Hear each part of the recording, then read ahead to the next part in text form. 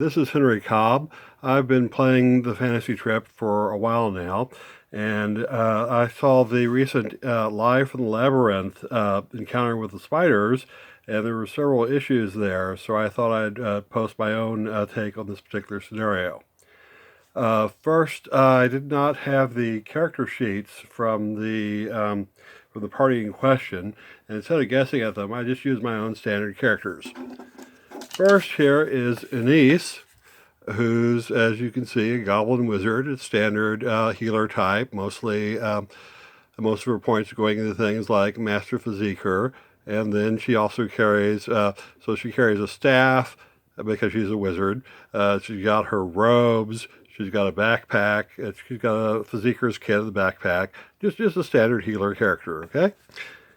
And next here is Nancy, who is a crossbow woman. And so a lot of her points there are like going into missile weapons 3, crossbow, toughness.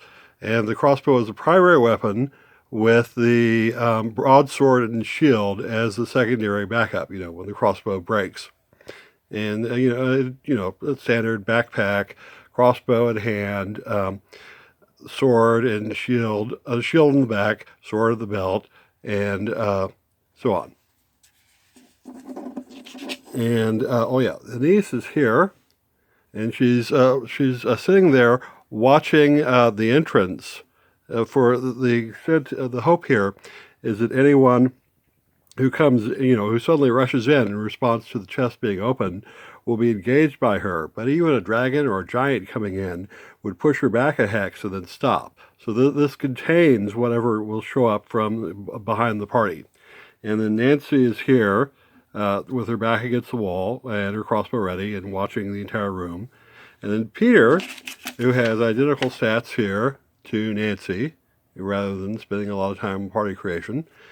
And then he's sitting here on the other wall watching. So this way, every single hex on the map has got someone watching it, and we even got someone watching the entrance. Finally, dealing with the chest here is a standard, gargoyle hero who normally carries a halberd to run up and stab people with, and then his backup is a two-handed bastard sword that he would pull out. The reason why he has a sword skill as a secondary is so that he could borrow a sword, or there may be a sword just left around the dungeon in case his halberd breaks. Now, currently, he's the one here right next to the chest. He's got the tough skin, so he gets to investigate things. And he's put his halberd into the adjacent hex next to him, so that he has both hands free for dealing with the chest. All right, and so we go and in death test, we open up the chest, and a dozen spiders pop out and immediately attach themselves to the nearest person within 3 hexes. Now, if we go by just the death test vermin rules, this is all going to bounce, even with triple damage, off of the gargoyle. So instead, we'll use the In the Labyrinth vermin rules as written. There's some errata there that would limit the stacking of the spiders, but that would make them completely useless in this scenario, as you'll quickly see. So I'm just going to use In the Labyrinth as written, but I will give a link to the latest errata that's being considered, and also to the character sheets here in case you would want to try them yourself. All right, so they open a chest, a dozen spiders pop out and attach themselves to the nearest character. Now I'm going to use dice here to represent the spiders, and there's a dozen dice. And the reason for this is that in the labyrinth, you roll 1 die for every hit by the vermin. And I'm taking these vermin as spiders, but they're non-venomous spiders, so they're not that big a deal in any case. All right, and now the first turn, the spiders are there at Dex 12, and I've got a Dex 9 here for the healer, and Dex 11 for most everyone else. But there's missile weapons for the crossbow wielders there, so they can act first if they want to use their crossbows. Now, unfortunately, they don't have a clear target to anyone because all the spiders are on top of their gargoyle, and if they shoot a lot of crossbow bolts at the gargoyle, it's probably going to hurt them a bunch. So instead, this group here is going to take this turn to... all right, now, Anise is going to keep her staff in hand, and she's going to come over here and go 1, 2, 3, 4, 5. And then these guys are going to unready their crossbows and just put their crossbows away and just have their hands ready. And they're going to move 3 hexes as they do so. All right. Now the first actor here is the gargoyle, and he's adjusted Dex 11. He doesn't get a +4 for hand to hand in the labyrinth rules because these spiders are tiny. So he gets a +4 for being hand-to-hand against them, but then a -4 for them being tiny, so that evens out. So now he can take a 5th strike at one of them. So he's going to do that. And that's an 8, that's a hit, and removes one of the spiders off, so he's got 11 left. And he's going to stomp a spider, which is a free action, we're using in the labyrinth rules. And with a 12, that's a miss, but it doesn't make him fall down. All right. Anise is going to act at Dex 12, even though her staff Cold Strike is a +3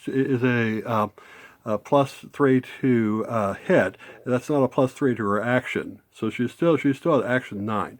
This means that there's now 11 remaining spiders, and they need to roll 1, 2, or 3 to hit each, which is the in the labyrinth or vermin rules is written. So here we go. Spiders need a lot of new pairs of shoes. All right. So 1, 2, 3, 4, 5 hits out of 11. That's slightly worse than average, but not that big a deal. So the 5 hits are scored against the gargoyle. The gargoyle only has his skin for protection, which gives him 3. So he takes 2 hits of damage here. All right. And there's 11 remaining spiders in his hex. All right. Now it's Anise's turn. And Anise is going to use a point of fatigue here. Well, let's see. No, she's going to take let's see. She's going to do a one-handed, now, let's see. What's her best option there? Yeah, don't waste fatigue. She's just going to whack at a spider with her staff. And so that needs a 9 to hit. And that's with 5, that's a definite hit. And even 1 point of damage will kill a spider, so there's 10 remaining. And now she's also going to take a stomp into his hex, which is again a free action, a 9 or less to hit with that. Oh, and that's another hit. All right. For being the lowest dex around, she's been the most combat effective. All right, the next turn, these people, the crossbow people, are going to move up adjacent. They are now barehanded. And the party is going to act first there because they've got a bunch of Dex 11s, and then the spiders will act next. So here we go. Barehanded strike from Nancy against. Oh, wait a second. They're just even Dex because spiders aren't evasive. There we go. Nancy's trying to strike with her hand. 15 is a usual miss. She's going to stomp. 13 is a miss. Now Peter, barehanded strike. That's a hit, and any hit kills him.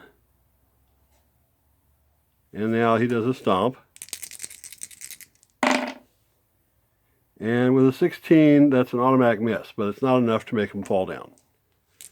All right, and now Xenex here is going to take a barehanded strike against the spider. And that gets 1. And now he's going to stomp a spider. And that's 13 is a miss off of Dex 11. All right, and now the spiders act. There are now 7 of them left. You need a 1, 2, or 3 to hit. and 2 hits, which will bounce off the protection offered by the gargoyle's skin. Now, Anise is acting. She's taking an ordinary staff swing. That's a miss, a catastrophic one. Note that she's immune to drop and break weapons because she has the Staff 5 spell. Alright, so now she's rolling to miss the gargoyle. And, ooh, she fails to miss, which means she hits. So she does 1 die. Ooh, that's another 2 points of damage. She's worse for him than the spiders are. Alright, now she gets her stomp. And that a 5 is an automatic hit in any case. So now 6 spiders remaining on the gargoyle. Alright, the next turn, Anise is going to switch to barehanded attacks, so she's a little less dangerous. You know, holding a staff in one hand, she's going to strike with her other hand. And now, so it is Nancy, barehanded attack, which is a hit. And now a stomp, which is a 15, which is just a miss, not a falling down. Peter, barehanded strike, is a hit. And stomp is also a hit. 3 spiders remain. Alright. Xenix is using his bare hands, which are formidable weapons, but these are tiny targets. Alright. Barehanded attack. 5 is an automatic hit. And now his stomp is 9, 12. His dex 11. Nope, that's not going to hit. Alright, the spiders roll, and it's pretty useless at this point. Well, 1 hit, so that's going to bounce. Now, Anise takes her barehanded strike, and that's a miss, and her roll to miss. Ooh, she hits, and now let's see what she does. She does 1d minus 4, no damage against the gargoyle. And her stomp. 15 is a miss, but no roll to miss. She doesn't have to. She's trying to because it's a stomp into an adjacent hex. She doesn't have to roll to miss anyone. All right, the next turn, Nancy takes a barehanded strike, and that's a miss, and a stomp. 12 is a miss. Peter, barehanded strike. That's a hit. Got 1. And a stomp. 12 again. That's a miss. Alright, Xenix has got his bare hand. 9, 10, 11, 12. Ooh, keep rolling 12s here. That's a miss. And now his stomp. 11, 12, 13 is also a miss. The spider rolls and misses, but it wouldn't have made any difference anyway. And he strikes with her hand. And 10 is a miss. And she tries to stomp. And 9. The stomp hits. Last spider is eliminated. Now, the original death test did not include rolls for waiting around to recover fatigue and for physiquers to work. And the death test 2 has some of these, but the rule I like here is in the labyrinth, where it gives a roll there if you spend a lot of time waiting around the room. And this is on page... where is that at?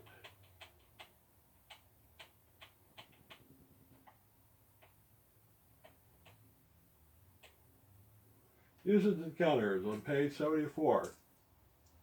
Alright, every 10 minutes, when they're sitting around, roll 1 die on a 5 or 6. So she applies her Physiquer talents to Xenix, which is going to remove here 3 of these hits, because he's a master Physiquer.